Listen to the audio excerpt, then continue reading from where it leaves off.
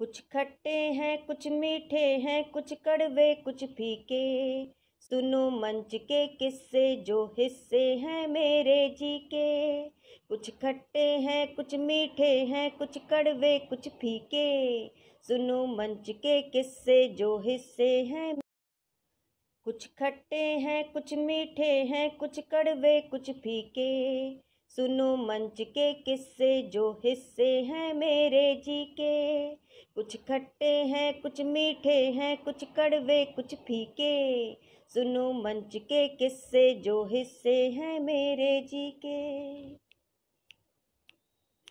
कहीं पे ड्रामा कहीं इमोशन कहीं पे एक्शन भारी, कहीं पे ड्रामा कहीं इमोशन कहीं पे एक्शन भारी, संचालक से चोंच लड़ाती शक्लें प्यारी प्यारी। कॉमेडी की हा हा ही कॉमेडी की हा हा ही व्यंग बाण भी तीखे, सुनो मंच के किस्से जो हिस्से हैं मेरे जी के। कुछ खट्टे हैं कुछ मीठे हैं कुछ कड़वे कुछ फीके, सुनो मंच के किस्से जो हिस्से हैं मेरे जी के। कभी तालियां कभी गालियां आह वाह मत वाली, कभी तालियां कभी गालियां आह वाह मत वाली, श्रोताओं की भीड़ कभी है तंबू खाली। 56 भोग कभी मिलते हैं 56 भोग कभी मिलते हैं कभी बेरशबरी के, सुनो मंच के किस्से जो हिस्से हैं मेरे जी के।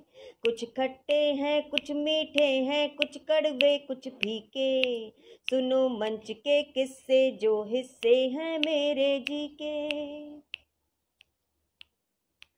इन किस्सों में छिपे हुए हैं अनुभव के भंडारे, इन किस्सों में छिपे हुए हैं अनुभव के भंडारे, पढ़े सुने सीखे जो वो मंचों पे बाजी मारे, और जलाए अपने घर में और जलाए अपने घर में दिए वो देसी घी के, सुनो मंच के किस्से जो हिस्से हैं मेरे जी के। कुछ खट्टे हैं कुछ मीठे हैं कुछ कड़वे कुछ फीके, सुनो मंच के किस्से जो हिस्से हैं मेरे जी के। सुनो मंच के किस्से जो हिस्से हैं मेरे जी के, सुनो मंच के किस्से जो हिस्से हैं मेरे जी के।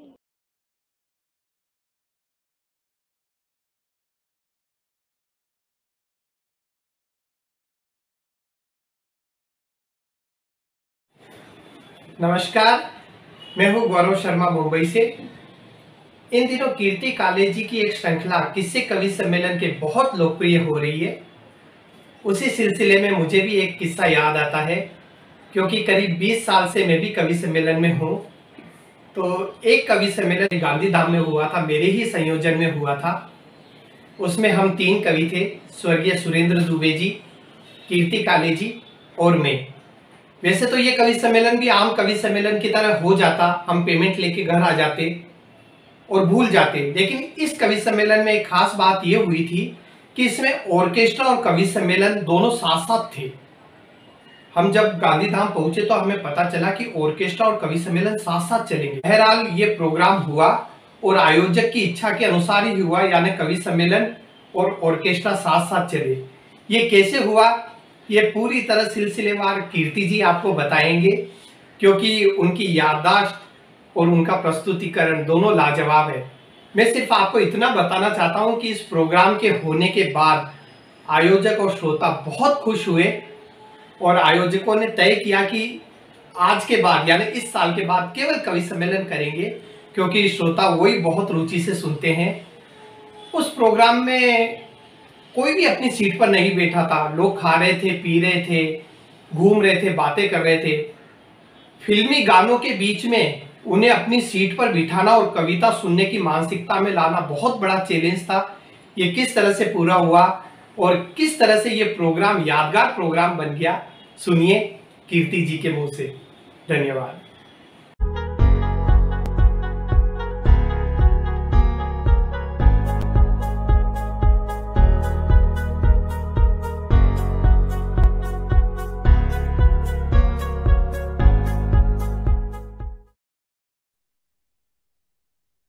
नमस्कार मित्रों, मैं ओम प्रकाश कल्याणे, आपका होस्ट और मित्र। हमारे शानदार कार्यक्रम जिसका नाम है कवि सम्मेलनों के किस्से, उसमें आपका हार्दिक स्वागत करता हूं, अभिनंदन करता हूं।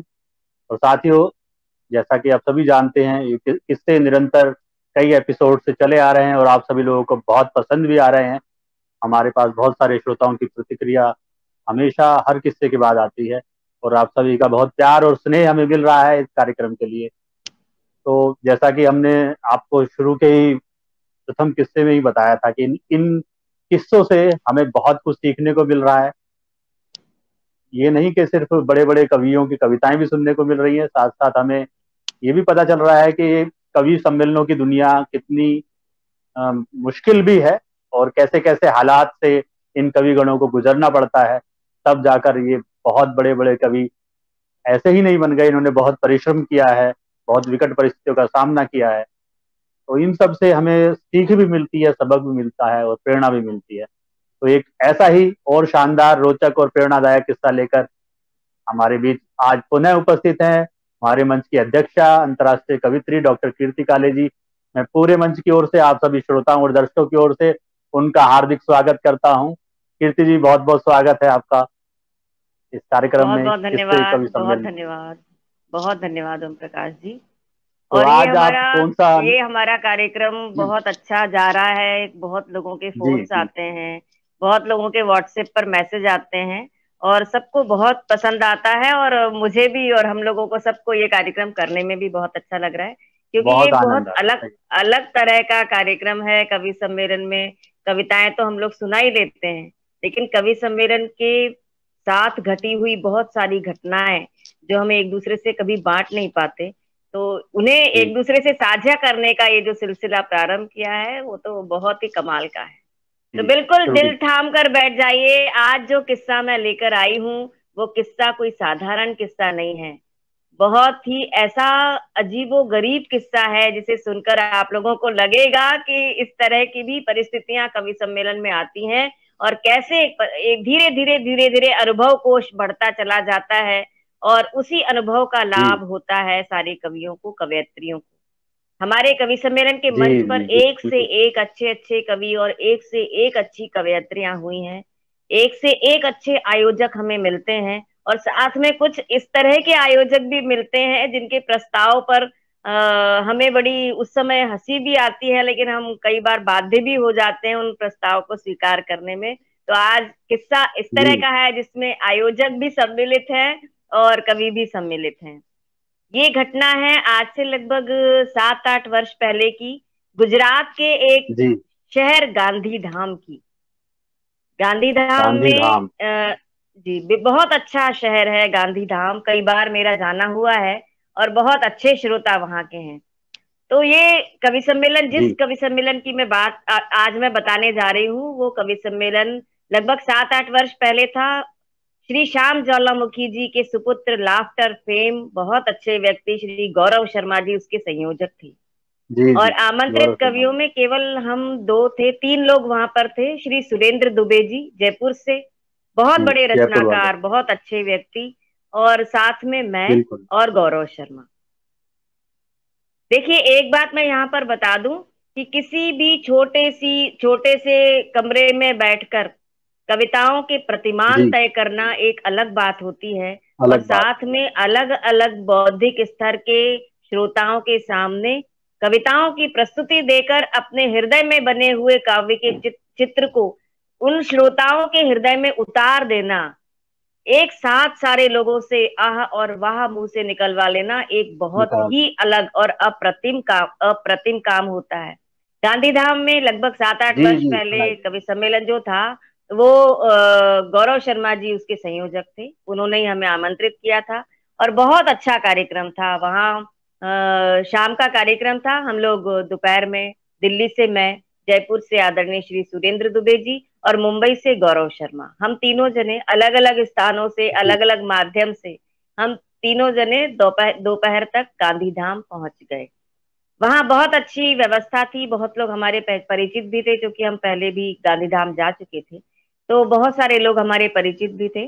तो बहुत अच्छी व्यवस्था उन आयोजकों की ओर से थी और ये कोई व्यक्तिगत कार्यक्रम था, कोई व्यक्तिगत समारोह था जिसमें कवि सम्मेलन आयोजित जी। किया गया था।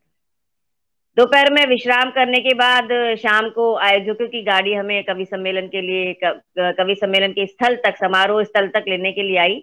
मैं, गौरव शर्मा और आदरणीय सुरेंद्र दुबे जी एक ही गाड़ी में बैठकर कार्यक्रम स्थल की ओर चल दिए। हम लोग बड़े आनंद के साथ कार्यक्रम किया करते थे, बिना तनाव के, बिना किसी टेंशन के, बहुत आनंद के साथ कार्यक्रम करते थे और इसीलिए हमारे सारे कवि सम्मेलन बहुत सफल हुआ करते थे। क्योंकि मन में जब प्रसन्नता होती है ना, तो वो प्रसन्नता आपकी अभिव्यक्ति में भी झलकती है, आपकी प्रस्तुति में भी झलकती है। तो वहां आयोजकों की गाड़ी में बैठकर हम लोग कार्यक्रम स्थल में पहुंचे। कार्यक्रम किसी रिसोर्ट में था और उस रिसोर्ट में को बहुत अच्छी तरह से डेकोरेट किया गया था। एक बहुत बड़ा सा मंच था बीच में और मंच पर बहुत सारे वाद्य यंत्र रखे हुए थे और हम लोग वहां पर किसी एक रूम में हम लोगों को बिठाया गया। जलपान की व्यवस्था थी, हम लोग चाय पान कर रहे थे।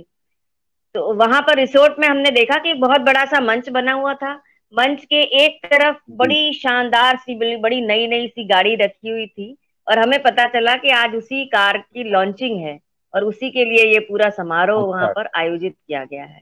बड़ा भव्य समारोह था, खान पान की व्यवस्था थी। मंच के सामने लगभग 1000-1500 कुर्सियां रखी थी, बड़ी करीने के साथ सजी हुई, और उन कुर्सियों के पीछे खान पान की व्यवस्था थी। इस तरह का पूरा वातावरण सजा हुआ था। हम लोगों को एक रूम में बिठाया था रिसोर्ट के और वहां हमारी चाय पान की व्यवस्था थी। हम लोग चाय वाय पी रहे थे, पकोड़े खा रहे थे या जो भी कुछ थोड़ा बहुत स्नैक्स खा रहे थे। उस बीच में जो मुख्य संयोजक थे वो हमारे पास आए और उन्होंने कहा अपनी कार्यक्रम की रूपरेखा बताते हुए कि आज, बड़े उत्साहित होकर उन्होंने बताया कि आज हमारा कार्यक्रम बड़े अलग तरह का है। हमने पूछा बताइए किस तरह का है, बताइए। तो बोले कि आज का कार्यक्रम इस तरह का है कि आज ऑर्केस्ट्रा और कविता साथ साथ में चलेगी। बड़े अचंभित रह गए भाई, ऑर्केस्ट्रा और कविता साथ साथ में कैसे? तो वो बोले कि हाँ हाँ बिल्कुल इस तरह से चलेगा कि एक गाना ऑर्केस्ट्रा वाले गाएंगे, उसके बाद एक कवि का परफॉर्मेंस होगा, उसके बाद एक गाना और गाएंगे, 2-3 गाने गा देंगे, उसके बाद एक दूसरे कवि का परफॉर्मेंस होगा, फिर उसके बाद ऑर्केस्ट्रा वाले गाएंगे, फिर उसके बाद तीसरे कवि का परफॉर्मेंस होगा। हमने कहा भाई ऐसे मत कराइए, ऑर्केस्ट्रा के साथ में कवि सम्मेलन नहीं चलता। या तो आप पहले कवि सम्मेलन करा लीजिए और बाद में ऑर्केस्ट्रा कराइए, ये ज्यादा अच्छा रहेगा। बोले नहीं नहीं नहीं नहीं, आप जानते नहीं है हमारी पब्लिक को, हमारे श्रोताओं को आप नहीं जानते। देखिए, खाना, साथ में गाना और साथ में कविता, तीनों बड़े अच्छे से एक मेहमान हमारे जो आएंगे बहुत अच्छे से आनंद लेंगे। हमने उन्हें बहुत समझाया, गौरव ने बहुत समझाया, दुबे जी ने बहुत समझाया, मैंने भी बहुत समझाया कैसे मत करिए, लेकिन वो मानने को तैयार नहीं हुए। बड़े उत्साहित थे उनकी अपनी ये कवि सम्मेलन की रूपरेखा बताते हुए। बोले नहीं नहीं आप बिल्कुल बड़ी अजीब ऐसे करिए। हाँ, बड़े नहीं नहीं इस तरह से नहीं, बड़ा अच्छा लगेगा। मेहमान लोग गाने का भी आनंद लेंगे, खाने का भी आनंद लेंगे, साथ में कविताओं का भी आनंद लेंगे। तो हाँ, अब हम क्या करें? हमने बहुत समझाने के बाद भी जब वो नहीं माने तो हमने सोचा कि जब ओखली में सिर दिया है तो मूसल से क्या डरना। हमारी पूरी पेमेंट तो पहले एडवांस में आ चुकी थी, हमें उसकी कोई चिंता नहीं थी। लेकिन फिर भी ऐसा लगता है कि जहाँ हम जाएं वहाँ श्रोताओं को संतुष्ट करके आए, हमारी कविताएं सुनी जाए।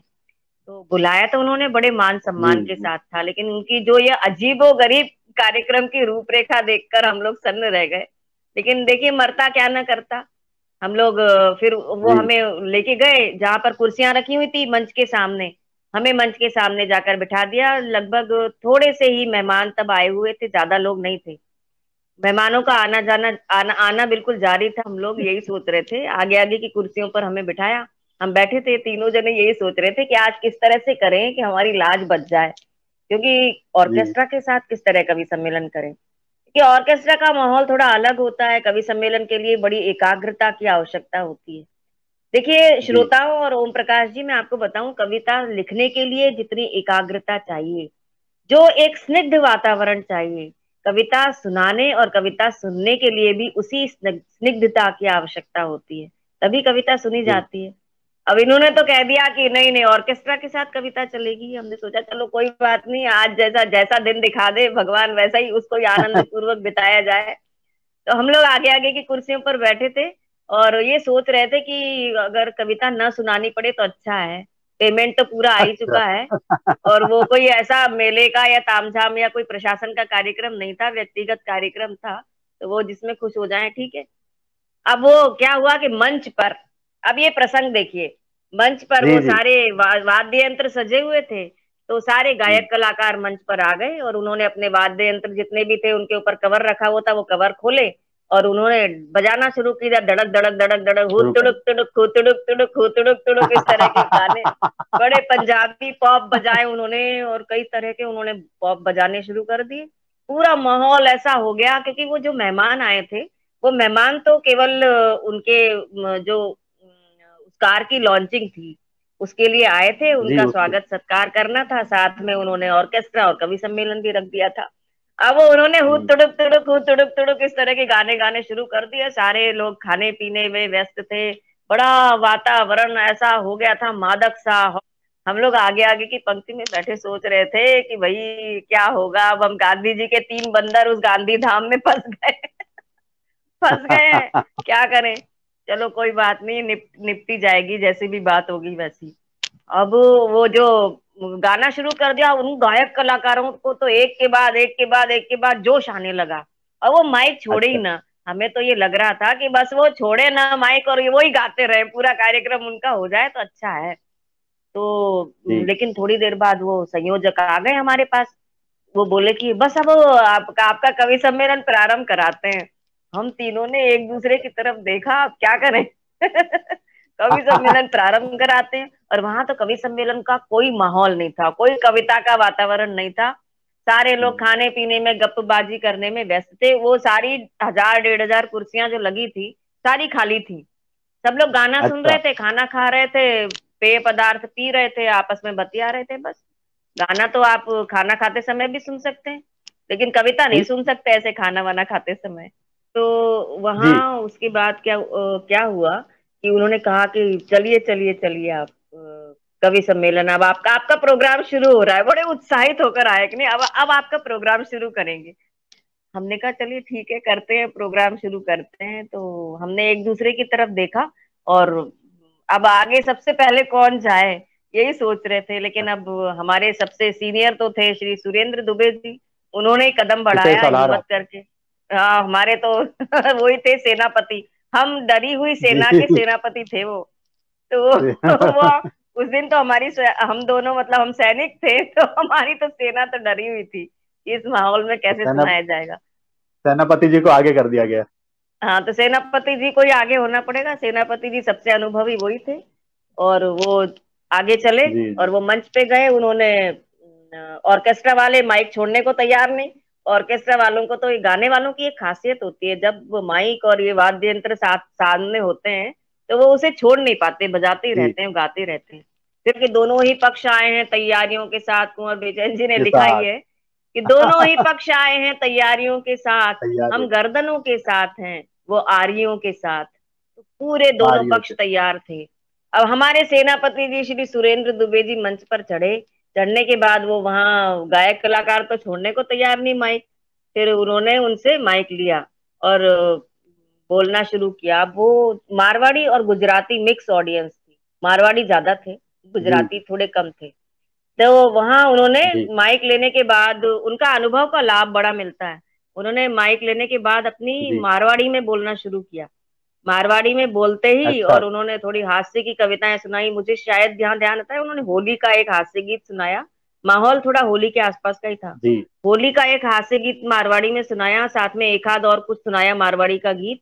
और वो चूंकि वो ऑर्केस्ट्रा था, तो देखिए उनका मस्तिष्क का और उनकी स्ट्रेटेजी उन्होंने दिमाग में कैसी बनाई होगी कि ऑर्केस्ट्रा भी गीत संगीत है, जी उसके साथ एकदम से हम किसी तहत में कोई कविता सुनाना जी। शुरू कर दें तो शायद वो न जमे। बिल्कुल। तो उन्होंने वो गाते हुए कविता प्रारंभ की। ये बहुत सीखने वाली बात होती है कि जी कहाँ से हम किस तरह से अपना कार्यक्रम हिट करें, और कहाँ से कहाँ तोड़ना है और कहाँ जोड़ना है जी अपनी कविता को। ये बहुत बारीक बात होती है जो आती नहीं है बहुत लोगों को, बहुत बड़े बड़े हो जाते हैं लेकिन नहीं आती है। और ये बहुत महत्वपूर्ण है कि कहाँ हमें कविता को के दो प्रसंगों को जोड़ना है या दोनों कार्यक्रमों को एक साथ मिलाना है, तो कहाँ उसकी जो लिंक बनानी है वो कैसी बनानी है। तो उन्होंने वो होली वाला गीत गाना शुरू किया। मुझे लगता है शायद उनके बोल ऐसे थे, हाँ होली आई रे, साली ने जी जाके संग पीली ठंडाई रे, होली आई रे। तो ये होली का एक हास्य गीत, क्योंकि स्वर में सुनाया था तो थोड़ा सा वो माहौल के साथ मैच हो गया।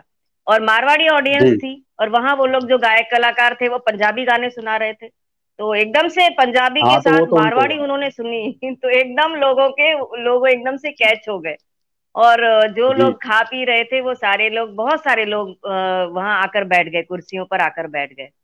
फिर उन्होंने एक गीत और सुनाया था, जहां तक मुझे ध्यान है, हाँ रेला सरकारी, कच्ची रोटियां मिल रे साथ में बासी तरकारी, रेला वाह वाह। सरकारी। तो ये अरे ये इस तरह की ये हास्य गीत उन्होंने सुनाया। तो तो जैसे जमा उन्होंने दिया ये उन्होंने सुनाया, मतलब। हाँ, जी। तो लोग आकर बैठ गए, अपनी अपनी प्लेट ही लेकर आकर बैठ गए, बहुत सारे लोग अपने खाना लेकर आके बैठ गए वहां, लेकिन कुर्सियों पर आकर लोग बैठ गए। जो इधर उधर घूम रहे थे, जी। बातचीत कर रहे थे, तो बहुत सारे लोग आकर बैठ गए। अब जैसे ही वो लोग आकर बैठे, तो उन्होंने अब गायक कलाकारों को तो लगा कि लोग आकर बैठ गए, तो उन्होंने फिर बजाना शुरू कर दिया। जिस जैसे तैसे तो कवि सम्मेलन का माहौल बनाया था माहौल बनाया उन्होंने, गया था, सही है। लेकिन अब हाँ, बड़ी मुश्किल से तो उन्होंने बड़े श्रम करके और बड़ी सूझबूझ के साथ कवि सम्मेलन का माहौल बनाया था। और वो गायक कलाकारों ने फिर गाना शुरू कर दिया। तो उन्हें लगा कि अब तो जी। हमें सुनाना है, तो जैसे ही उन्होंने दूसरा गीत अपना समाप्त किया, वैसे वो गायक कलाकारों ने फिर पंजाबी शुरू गाने हो शुरू कर दिए। गया। अब हाँ, तो फिर वो इस तरह का पूरा माहौल अफरा तफरी का हो गया। लोग बाग फिर कुर्सियों से उठकर फिर खाना खाने जाने लगे। अब वो बड़ी मुश्किल हो गई, हम तीनों जने तो मंच पर बैठे थे, हम दोनों भी आ गए थे बाद में मंच पर। जी। अब क्या करें, अब थोड़ी देर बाद तो वो उन्होंने गाना वाना शुरू किया, और उसके बाद अभी तक तो वो जो मेल सिंगर थे वही थे। थोड़ी देर जी। बाद उनकी वो जो गायिकाएं थी, लक दक बिल्कुल ड्रेस चमाचम, उनका जो वो होता है वो पंजाबी श्रृंगार करके परिधान जो आई। था। वो श्रृंगार कर करे हुए आई, और उनके आते ही तो वातावरण बिल्कुल बदल गया। पूरा वातावरण ऐसा हो गया कि कोई किसी फिल्मी दुनिया में आ गए हैं या कहाँ आ गए हैं। वो आने के बाद उन्होंने थोड़े से लटके झटके दिखाए, और उन्होंने गाना गाना शुरू कर दिया। और फिर उन्होंने वो कई सारे पुराने फिल्मों के गाने गाए, अच्छे गाने गा रहे थे वो, ऐसे नहीं कि खराब गा रहे थे, बहुत अच्छे गाने गा जी। रहे थे, ऑर्केस्ट्रा भी बहुत अच्छा था। उन्होंने गाने गाने शुरू कर दिए उन गायिकाओं ने, और एक के बाद एक बड़े अच्छे अच्छे उन्होंने गाने गाए। लेकिन गाना गाने और गाना सुनने का एक अलग माहौल है, फिल्मी गाने वो भी ऑर्केस्ट्रा, और कविता और कवि जी। सम्मेलन का बिल्कुल अलग माहौल है। तो जैसे ही वो गाना गाने लगे, वैसे ही श्रोता कुर्सियों से उठकर खाना खाने चले गए। खाना खाते खाते गाना भी सुन रहे थे, जैसे कि उन संयोजक महोदय ने जो परिकल्पना की थी उसी तरह का था कि खाने के साथ गाना होगा और गाने के साथ कविता होगी। लेकिन खाने के साथ गाना तो चल रहा था, लेकिन उसके साथ कविता कैसे चले। अब कैसे। क्या हुआ कि जैसे उन्होंने गाने वाने शुरू कर दिए, दो तीन गाने हुए, तो अब दुबे जी ने उनसे माइक ले लिया। और माइक लेने के बाद वो अपने गाना वाना, एक गाना दो गाने तीन गाने उनके खत्म हुए, फिर उन्होंने माइक लेके बोलना शुरू कर दिया, एक के बाद एक मारवाड़ी में बोलना शुरू कर दिया। और जैसे ही उन्होंने बोलना शुरू किया, बड़े हास्य की खूब सारी कविताएं उन्होंने एक के बाद एक बिना नॉन स्टॉप सुनाना शुरू कर दिया। अब जैसे ही वो कविता सुनानी शुरू कर दिए, वैसे लोग आके बैठ गए फिर से कविता सुनने के लिए। अब उन्होंने बिना किसी और माइक लेने का चांस ही नहीं दिया उन गायक कलाकारों को, उन्होंने गौरव शर्मा को बुलाया काव्य पाठ के लिए। और गौरव शर्मा ने बिल्कुल एक मिनट भी व्यस्त जाया व्यर्थ न ना करके। करते हुए, बिल्कुल जाया न करते हुए उन्होंने वन लाइनर सुनाते हैं गौरव शर्मा, और बड़े हास्य के ठहाके लगवाते हैं। तो एक बात मैं और बताऊं, जैसे गुजरात हुआ या दक्षिण भारत हुआ, वहां सरल भाषा समझी जाती है। हिंदी की जी। जो जी। हास्य कविताएं सबसे ज्यादा पसंद की जाती हैं, और जो इस तरह के व्यक्तिगत कार्यक्रम होते हैं उनमें तो हास्य कविताएं ही सुनी जाती हैं। और गीत सुने जी। जाते हैं तो सरल और सहज, जो समझ में आए और जिनकी धुन बहुत अच्छी हो, इस तरह के गीत जी। भी सुने जाते हैं, गीत और गजलें। लेकिन बहुत कठिन भाषा वहां नहीं समझ में आती। तो गौरव शर्मा ने अपने वन लाइनर जोक्स, और जो वहां की जो स्थितियां उस समय राजनीतिक स्थितियां थी, उसी हिसाब से उसने अपना सुनाना प्रारंभ किया। एक के बाद एक उसने फटाफट फटाफट फटाफट फटाफट बिना एक भी मौका नहीं दिया। सेकंड व्यर्थ किए, बिल्कुल मौका ही नहीं दिया, जी। एक के बाद एक के बाद एक के बाद एक के बाद वो सुनाता चला गया, सुनाता चला गया। छोटी छोटी होती हैं उसकी चुटकियां और कविताएं, वो सुनाता चला गया। दुबे जी ने माइक, दूसरा माइक भी उनसे गायक कलाकारों से ले लिया और वो फिर संचालन करते हुए वो अपने दाद देने लगे और बड़ा माहौल बनाया। श्रोता आकर बैठ गए। उसका परिणाम ये हुआ कि कवि सम्मेलन का माहौल बन गया। अब जैसे ही गौरव शर्मा ने की प्रस्तुति समाप्त हुई, वैसे ही उन गायक कलाकारों ने फिर ढमर ढमर ढमर ढमर शुरू कर दिया और गायिकाओं ने फिर गाना शुरू कर दिया, एक के बाद एक गाने शुरू कर दिए। अब हम तो देखें अब ये क्या हो रहा है। अब ये बिल्कुल नया एक्सपीरियंस, इस तरह का न तो हमारे साथ पहले हुआ, न उसके बाद कभी हुआ कि ऐसे ऑर्केस्ट्रा के बीच बीच में हमें कविता सुनानी पड़ी हो। लेकिन हम भी देखिए, जो स्थिति हो ना उसका आनंद लो, उसमें खींचो मत बिल्कुल भी। अगर आप खींच जाएंगे या आपको गुस्सा आ जाएगा तो आप बिल्कुल कुछ नहीं कर पाएंगे। हम तीनों उस स्थिति का आनंद ले रहे थे। अब जैसा है वैसा निभाना है। उन्होंने 2-4 गाने और गा लिए। अब दुबे जी ने फिर उनसे माइक झटक लिया। एक माइक तो था वो तो, लेकिन वो बंद कर देते थे माइक को माइक तो हाथ में रहता था, लेकिन वो पता नहीं कहाँ से जो ऑपरेटर था ना माइक वाला, वो माइक बंद कर देता था। उन्हीं का बंदा होगा। फिर उन्होंने इशारा किया भी शुरू करो माइक मेरा, तो उन्होंने शुरू कर दिया माइक। फिर उन्होंने बोलना शुरू किया। फिर वो थोड़ा सा फिर जमाया उन्होंने। फिर मुझे आमंत्रित किया काव्य पाठ के लिए। मुझे लगा भाई हाँ, हास्य कविता तो सुन ली, अब मुझे कैसे सुनेंगे। लेकिन मैंने झांसी की रानी की जो मर्दानी, झांसी की रानी की मूर्ति को याद किया और माइक के सामने जाकर मैं खड़ी हो गई और मैंने अपने जैसे ही मुक्तक सुनाने शुरू किए सस्वर, तो वो जो सुप्तावस्था में थोड़े चले गए थे वो गायक कलाकार, जो दुबे जी ने कवि सम्मेलन जमाया था, उसके बाद जब मुझे आमंत्रित किया तो दुबे जी जब बोल रहे थे तब वो थोड़े सुप्तावस्था में चले गए और स्वयं ही उनको सुनने लगे। तो जैसे ही मुझे बुलाया उन्होंने काव्य पाठ के लिए, तो मैंने सस्वर जैसे ही अपने मुक्तक सुनाने प्रारंभ किए, वो तो एकदम चौकन्ने हो गए और उन्होंने बजाना शुरू कर दिया उनका उन मुक्तकों के साथ। अच्छा, मुक्तकों के साथ थोड़ी, हाँ बिल्कुल, तो तालमेल बिठा दिया उन्होंने, कदम ताल करा दिया पूरे कवि सम्मेलन का ऑर्केस्ट्रा के साथ। एक सेकंड के लिए, एक आध मिनट के लिए तो मैं थोड़ी सी हतप्रभ रह गई कि क्या हुआ। चलो कोई बात नहीं, अब आज हम ऑर्केस्ट्रा के साथ ही गा लेंगे।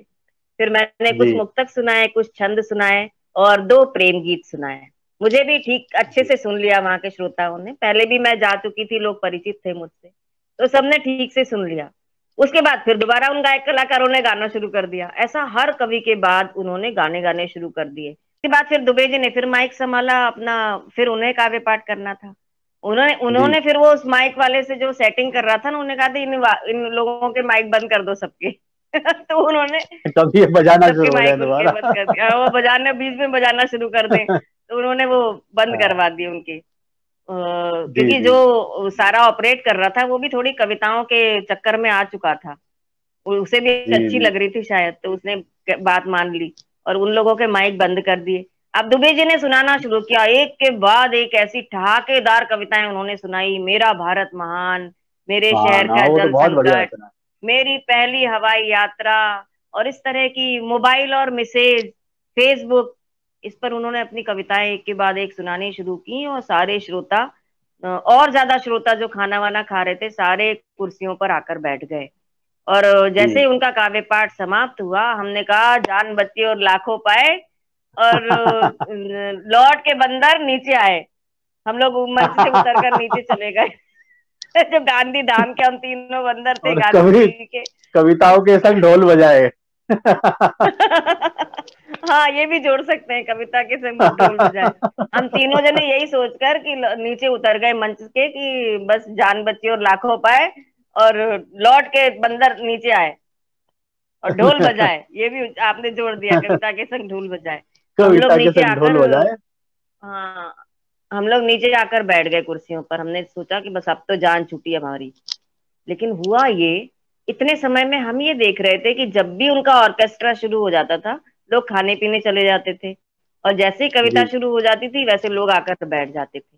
हमें लगा कि हमारा तो हो चुका कार्यक्रम। लेकिन आश्चर्यजनक घटना ये हुई कि जैसे ही हम लोग उतरकर नीचे आए और उन ऑर्केस्ट्रा वालों ने दोबारा से गाना शुरू किया, तो जो लोग वहां सामने बैठे हुए थे उन्होंने कहा, उन श्रोताओं ने, कि अब ये ऑर्केस्ट्रा बंद करो, हमें तो कवि सम्मेलन सुनना है। वाह वाह वाह वाह। बहुत सारे लोग ये कहने लगे कि अब ऑर्केस्ट्रा बहुत हो गया, अब हमें तो कवि सम्मेलन सुनना है, बड़ा मजा आ रहा है कवि सम्मेलन सुनने में। तो हमने कहा ये भैया अब कविता तो की नहीं जीत जा रहे है। हम कविता हम नहीं जा रहे अब कविता सुनाने के लिए, अब हो गया जो होना था। लेकिन वो जी जब सारे लोग कहने लगे, फिर वो संयोजक हमारे पास आए, उन्होंने कहा कि बस आप एक आध घंटा एक एक कविता और सुना दीजिए, हमारे सारे मेहमान लोग कह रहे हैं और सुना दीजिए और सुना दीजिए। ये कविता की जी। इतनी बड़ी ताकत, इतनी बड़ी ताकत। शक्ति कविता की, कि इतनी विपरीत स्थितियों में भी कविता अपना स्थान खोज लेती है। तो कविता की बिल्कुल शक्ति बिल्कुल। का पता, मेरा जो विश्वास था कविता के ऊपर और दृढ़ होता होता चला गया उस दिन के बाद। और मुझे अपने स्वयं के कवयित्री होने पर भी बहुत गर्व हुआ उस दिन, कि कैसी भी जी स्थितियां हों लेकिन कविता की जीत हमेशा होती है वास्तव में, अगर वो कविता है। मैंने आदरणीय सुरेंद्र दुबे जी को हमेशा देखा है कि भले ही मेले का कार्यक्रम हो, भले ही कोई बहुत संभ्रांत वर्ग का कार्यक्रम हो, भले ही हंसी ठिठोली का एक बहुत हल्का फुल्का सा वातावरण हो, वहां पर वो कुछ भी करके वो अंततः कविता को स्थापित करने की जो उनकी जिद रहती थी, बस वो ही जी उनके जी। लिए उनके व्यक्तित्व का सबसे बड़ा गुण थी। तो वहां पर भी उन्होंने बिल्कुल बिल्कुल। जहां से रेलियां सरकारी से प्रारंभ किया था, और हो होली आई रे, साली जी के जी संग जी। जीजा ने पीली ठंडाई रे, होली आई रे, वहां से उन्होंने प्रारंभ किया। और उसके बाद तो उन्होंने उन्होंने जिस तरह की कविताएं सुनाई, उसी का प्रभाव था कि वो सारे श्रोता कहने लगे कि ऑर्केस्ट्रा बंद करो, अब कवि सम्मेलन चलाओ। फिर हम तीनों जने जी मंच पर गए, जी। हमने थोड़ी देर, घंटे डेढ़ घंटे और श्रोताओं को कविताएं सुनाई। सारे लोग कविताओं की खुमारी में थे, जो दूसरा नशा उनके ऊपर था वो सारा नशा शायद कविताओं से कम पड़ गया, कविताओं का नशा जी उनके जी। ऊपर तारी हो गया। मेहमान अभी भी आ जा रहे थे, लेकिन उन मेहमानों के बीच में भी एकदम से कविता की स्थापना हो गई। और ये कवि सम्मेलन मैं कभी नहीं भूल सकती। गौरव शर्मा, सुरेंद्र दुबे जी और मैं, हम तीनों ने मिलकर उस कवि सम्मेलन को ऑर्केस्ट्रा की कदम ताल पर चलाते हुए कविता की जीत के द्वार तक पहुंचाया।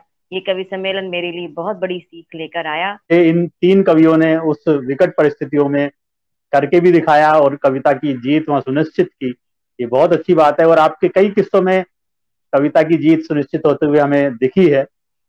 और वाकई ये अनुभव आपका था, लेकिन हम, ऐसा लग रहा था कि हम भी वहां पर किसी श्रोता के रूप में मौजूद हैं, हमारे हाथ में भी कोई खाने वाने की प्लेट है और गिलास है। चलिए, बहुत शानदार किस्सा रहा। तो जैसे कि मैंने आपसे बोला था कि अंत में हम जो भी कविगण वहाँ मौजूद थे, आप तीनों, उनमें से जिसकी भी आप कविता अपना तो सुनाएंगे, एक छंद जरूर सुनाइए जो वहाँ सुनाया था आपने, और मैं उसके साथ अपना साथ और दुबे जी की कविता सुनाइए, कोई बहुत अच्छी राष्ट्रीय कविता।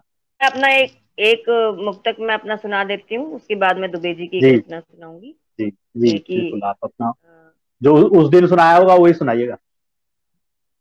हाँ, मैं कोशिश करती हूँ वो ध्यान आ जाए, यही सुनाया होगा जो मैं कह रही हूँ कि जी। जुबां पर है सभी के आजकल अंगार की बातें, हवा करने लगी है तीर और तलवार की बातें। यहाँ नफरत के शोले हैं दिलों में और आंखों में, यहाँ नफरत के शोले हैं दिलों में और आंखों में, चलो कुछ देर बैठे और कर लें प्यार की प्यार बातें। की बातें। वाह वाह वाह वाह, बहुत खूब बहुत खूब। कविता जी उनकी बड़ी प्रसिद्ध रचना मेरा भारत महान। अब जी, सुनिए। बहुत अच्छी रचना, स्वागत। एक अमेरिकन ने मुझसे कहा, दुबे जी अगर तुम्हारा देश महान है तो बताइए संसार के सारे आविष्कारों में तुम्हारे देश का क्या योगदान है। मैंने कहा, अरे अमेरिकन सुन, हम राजस्थानी लोग किसी को लड़ाई से पहले उसको ललकारते हैं, छद्म युद्ध नहीं करते। तो एक अमेरिकन ने मुझसे कहा, दुबे जी बताइए अगर आपका भारत महान है तो संसार के इतने सारे आविष्कारों में तुम्हारे देश का क्या योगदान है। मैंने कहा, अरे अमेरिकन सुन, बहुत बढ़िया। संसार की पहली वाटर प्रूफ बिल्डिंग इंडिया में बनी थी, जो सागर के तल में विष्णु भगवान का सरकारी रेजिडेंस थी। बिल्डिंग का नाम था शेषनाग। वाह वाह शेषनाग तो वाह। समुद्र में चले गए, विशेष नाग धरती पर रह गए, हम उन्हीं अरे के वाह हाथों वाह चले वाह, गए। बहुत बढ़िया बहुत बढ़िया। संसार के पहले पत्रकार नारद जी हुए। किसी भी सत्ता और व्यवस्था से नहीं डरते थे। तीनों लोगों की सनसनीखेज रिपोर्टिंग करते थे। सृष्टि के पहले कमेंटेटर संजय हुए, जिन्होंने नया इतिहास बनाया। महाभारत के युद्ध का आंखों देखा हाल उन्होंने ही टीवी पर देखकर धृतराष्ट्र को सुनाया। वाह वाह वाह वाह। दुनिया में दादागिरी का आविष्कार भी भारत ने ही किया। भारत ने ही किया यार। अति प्राचीन काल में भारत के शनिचर भगवान ने तीनों लोकों में ऐसा आतंक मचाया, ऐसा आतंक मचाया, ऐसा आतंक मचाया कि हफ्ता वसूली का रिवाज उनके चेलों ने ही चलाया। वाह वाह वाह। आज भी उनके भक्त आते हैं, उनकी फोटो दिखाते हैं और हफ्ता ले जाते हैं। वाह, बहुत बढ़िया, बहुत बढ़िया। यह सुनकर अमेरिकन हड़बड़ाया, गुस्से में बड़बड़ाया, बोला फालतू की बातें मत बताओ, कोई ढंग का आविष्कार किया हो तो बताओ। मैंने कहा अरे अमेरिकन, संसार को तो सर्जरी का कॉन्सेप्ट ही इंडिया ने दिया था। तू ही बता, गणेश जी का ऑपरेशन क्या तेरे बाप ने किया था? बाप ने किया था। बहुत बढ़िया। वाह वाह वाह। मेरी बात सुनकर वो भन्नाया, तुरंत ही वहां से चलता फिरता नजर आया। तब से लेकर आज तक पूरी दुनिया को ध्यान है कि दुनिया में मुल्क चाहे जितने भी हों, उन सब में मेरा भारत महान है। मेरा भारत महान है। मेरा भारत महान। एक रचना सुनाता हूँ जी। बाप कंजूस, तीन बेटे, तीनों माँ कंजूस, ये भी विकास है, हमारे पतन का विकास जी। पिता मरने वाला, तीन बच्चे चर्चा कर रहे हैं, इस चर्चा को सुनना। हाँ। मरणासन पिताजी को देख बोला बड़ा पुत्र, ठेले में ही डाल के शमशान पहुंचाऊंगा। दूजा बोला ठेले के तो साथ होगी भीड़ भाड़, स्कूटर पर रख कर मैं ही छोड़ आऊंगा। अच्छा। तीजा बोला स्कूटर में तो पेट्रोल खर्च होगा, साइकिल पर बांध कर पैसे मैं बचाऊंगा। पिता बोला मेरे लिए दुख मत पाओ बेटा, छड़ी टोपी दे दो मैं तो खुद ही चला जाऊंगा। और पंक्ति सुने, तो पुरखों के सम्मान तुम्हारा क्या होगा, प्यारे हिंदुस्तान तुम्हारा क्या होगा। एक दूसरी चिंता और ध्यान दें। रपट लिखाने के बाद आया मंत्री जी को याद, कहा थानेदार को कि कष्ट न उठाइए, मेरी घड़ी मेरे पास में ही मिल गई है यार, घड़ी की तलाश झट बंद करवाइए जी। झुंझलाते थानेदार ने ये कहा मंत्री जी से, सच्चाई से मेरी मुश्किलों को न बढ़ाइए, जिनने कबूल किया जुर्म घड़ी चोरने का, उनका करूं मैं क्या यह तो बताइए। भाई बहुत अच्छे। तो हे कानून विधान तुम्हारा क्या होगा, प्यारे हिंदुस्तान तुम्हारा क्या होगा।